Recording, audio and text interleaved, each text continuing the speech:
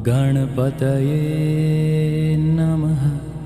Good morning all of you. आज हम पढ़ने जा रहे हैं पीएच स्केल। अम्ल और क्षार के बारे में हम आपको बता चुके हैं। अब पीएच स्केल के बारे में बता रहे थे, तो उसके मानव जीवन में या हमारे दैनिक जीवन में क्या महत्व होता है, यह हमने एक दो पॉइंट आपको पिछले वीडियो में बताया था। जैसे महत्वपूर्ण पदार्थों के पीएच स्केल के बारे में हम आपको बता रहे हैं। जैसे कि जो हम जल पीते हैं, पानी पीते हैं, तो पानी का पीएच मान कितना होता है? तो पानी का पीएच मान 7 होता है, यानी वह न तो अम्लीय होता है और ना ही क्षारीय होता है, वह उदासीन प्रकृति का होता है, जिसके कारण हम उसे कहीं भी किसी भी तरह से यूज कर सकते हैं। और हमारे रक्त का जो पीएच मान होता है, जो हमारे शरीर में खून होता है, उसका पीएच मान 7.4 होता है।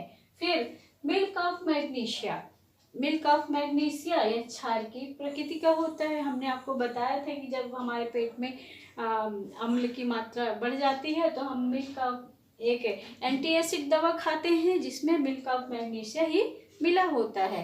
तो ये क्या करता है, अम्ल को उदासीन कर देता है। तो ये मिल्क ऑफ मैग्नीशिया का पीएच मान होता है 10। और ये क्षार सोडियम हाइड्रोक्साइड क्षार, इसका जो पीएच मान होता है वह 14 के लगभग होता है। और जठर रस, जो हमारे पेट में आमाशय होता है, उसमें जठर रस पाया जाता है, उसका पीएच मान होता है 1.2।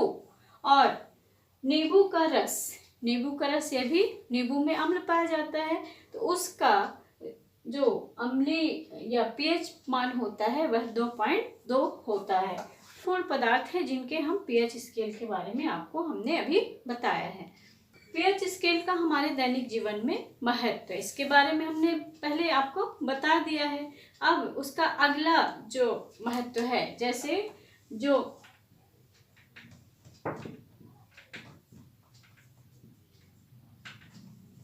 दंत क्षय, यानी कि जब हम बहुत मीठी चीजें खा लेते हैं, इसकी वजह से हमारे दांतों में कीड़े लग जाते हैं। आखिर ये क्यों होता है? तो जो हमारे शरीर दांत होते हैं, उनका जब पीएच मान जो है 5.5 से कम हो जाता है, तो उनका क्षय का मतलब कि वो क्षरण होने लगता है, वो टूटने लगते हैं। तो इसको हम कहते हैं दंत क्षय। तो के अंदर पीएच मान 5.5 से कम हो जाता है, तब दंत क्षय की स्थिति बनती है। दांत हमारे शरीर में सबसे कठोर पदार्थ होता है जो कैल्शियम फास्फेट से बना होता है, और अर्थात यह पानी में नहीं घुलता है। लेकिन मुंह का पीएच मान जब 5.5 से कम हो जाता है, 5.5 से कम, तो हमारे दांतों का क्षरण या दंत क्षय प्रारंभ हो जाता है। आखिर ये दंत क्षय होता क्यों है?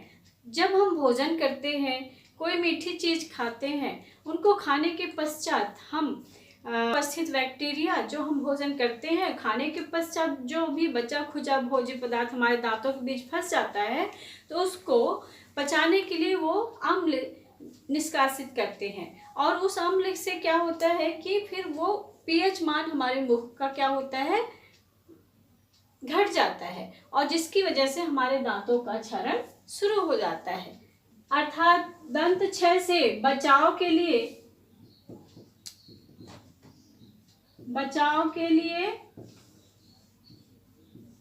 हमें क्या करना चाहिए? हमें दिन में एक बार और रात को सोते समय एक बार मंजन करना चाहिए।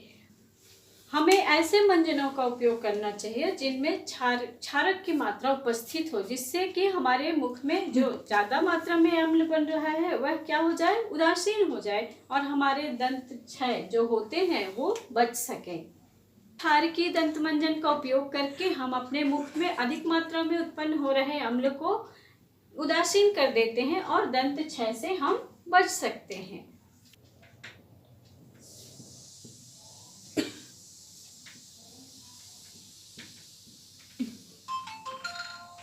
जब कभी हमको मधुमक्खी डंक मार देती है या चींटी काट लेती है, तो हमें बहुत ज़्यादा जलन का अनुभव होता है।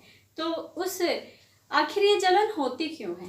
तो मधुमक्खी के डंक में और चींटी के डंक में अम्ल पाए जाते हैं, जिसके द्वारा वो जब डंक मारती है तो हमारे शरीर में वो अम्ल प्रवेश कर जाता है और जिसकी वजह से हमें जलन महसूस होती है। भी गिरता है तो क्या करता है, जला देता है।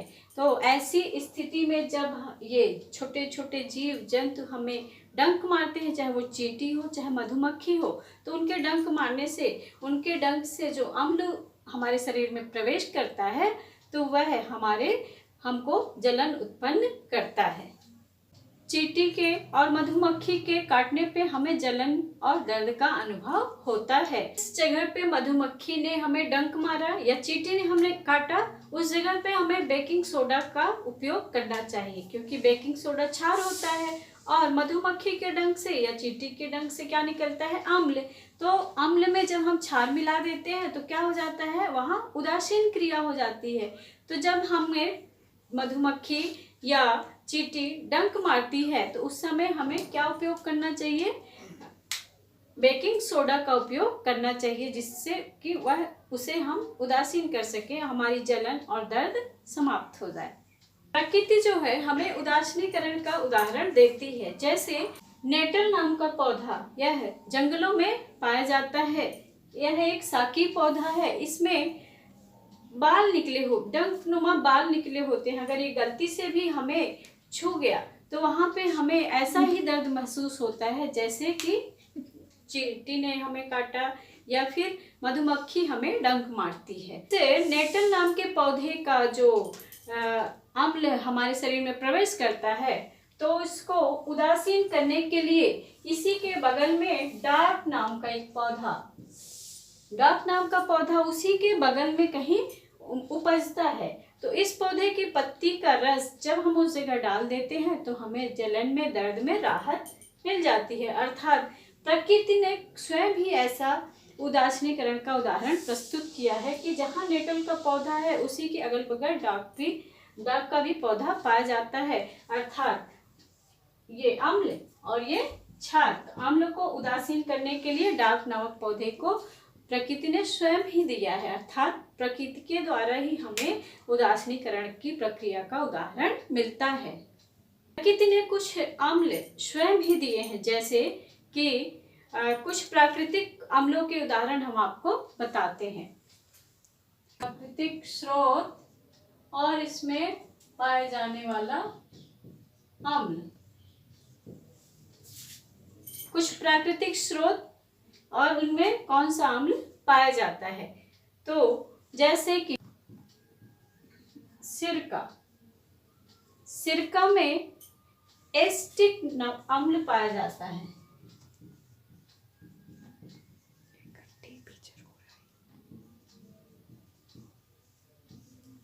सिरका में एसिटिक अम्ल उपस्थित होता है।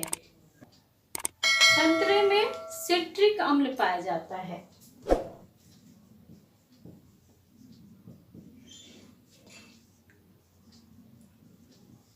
इमली में टार्टरिक अम्ल पाया जाता है।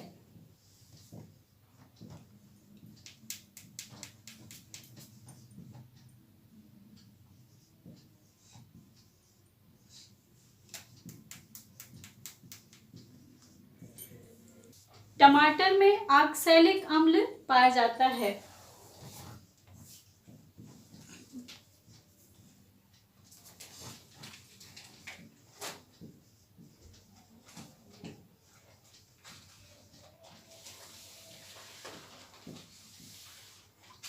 दही में लैक्टिक अम्ल पाया जाता है।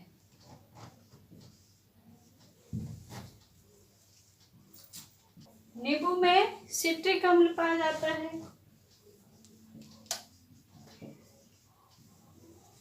अब मैं आप लोग के लिए एक क्वेश्चन छोड़ के जा रही हूँ कि चींटी के डंक में कौन सा अम्ल पाया जाता है और नेटल नाम के पौधे में कौन सा अम्ल पाया जाता है। आप लोग मुझे कमेंट करके बताएंगे, ठीक है। बारे में बताया, क्षार के बारे में बताया, क्षारक के बारे में, और अब हम एक नए पदार्थ के बारे में आपको बताते हैं जिसको कहते हैं लवण।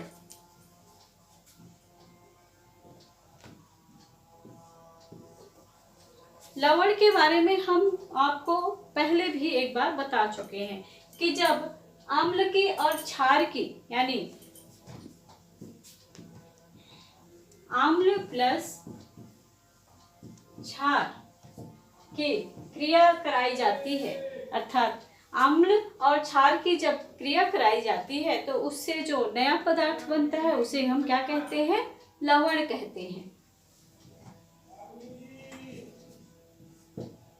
अर्थात अम्ल और क्षार के क्रिया कराने पे हमें लवण प्राप्त होता है। और यह क्रिया कौन सी क्रिया कहलाती है? उदासीनीकरण की क्रिया कहलाती है। प्रबल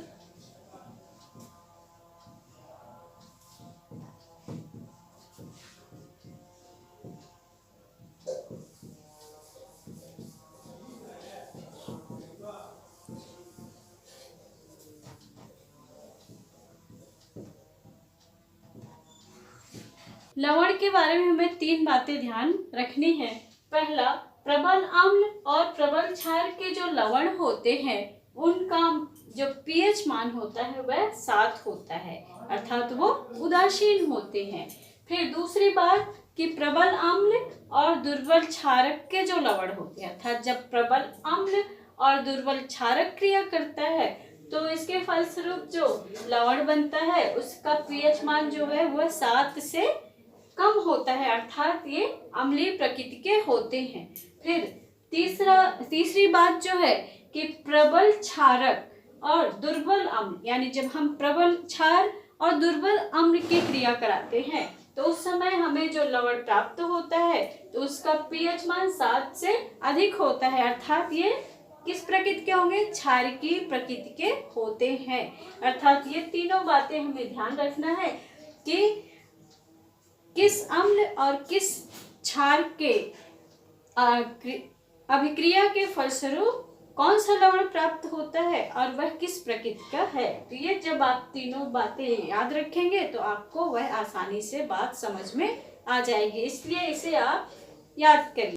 लवण के उपयोग और लवण के बारे में हम आपको अगले वीडियो में बताएंगे। तब तक के लिए आप इस वीडियो को देखिए, अध्ययन करिए और जो मैंने बीच में 1-2 क्वेश्चन दिए हैं उनको कमेंट करके रिप्लाई करिए। थैंक यू, धन्यवाद। Please subscribe my YouTube channel. Thank you.